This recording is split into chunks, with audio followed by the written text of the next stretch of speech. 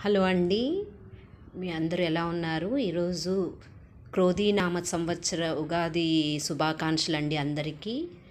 మేమైతే ఈరోజు పొద్దున్నే పూజ చేసేసుకున్నాము.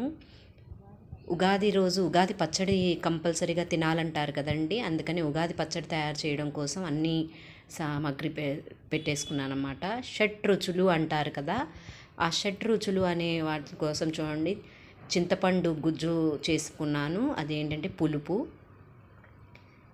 మన వేప పూత ఉంటుంది కదండి, ఆ వేప పూత కూడా వేసేస్తున్నాను చేదు కోసం. అలానే బెల్లం, తీపి అండి, బెల్లం వేస్తున్నాను. మన జీవితంలో కష్టసుఖాలు ఎలా ఉంటాయో అలానే అండి ఇది కూడా. ఇది తెలపడం కోసమే మనం ఈ ఉగాది పచ్చడి చేస్తామన్నమాట. వగరు కోసం మామిడికాయ ముక్కలు అన్నమాట, సన్నగా తరిగి మామిడికాయ ముక్కలు వేసుకోవాలి.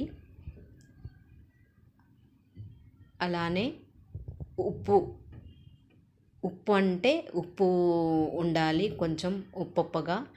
కారం కోసం మిరియాల పౌడర్ అన్నమాట. మనం పచ్చిమిరపకాయలు వాడచ్చు, కొంచెం కారపొడి వేసుకోవచ్చు, కానీ మిరియాల పౌడర్ మంచిది అని చెప్పి ఆరోగ్యానికి అది వేస్తున్నాను. అలానే అండి ఈ షట్రుచుల్లో మనకి ఇంకోటి ఏంటి అంటే ఈ ఫ్రూట్స్ కూడా వేసుకుంటాం అన్నమాట. నేనైతే అట్టిపండు సన్నగా తరిగేసేసి వేసుకున్నాను. కొబ్బరి కూడా తురిమేశానండి, ముక్కలైతే తినట్లేదని చెప్పి తురుముకున్నాను అన్నమాట.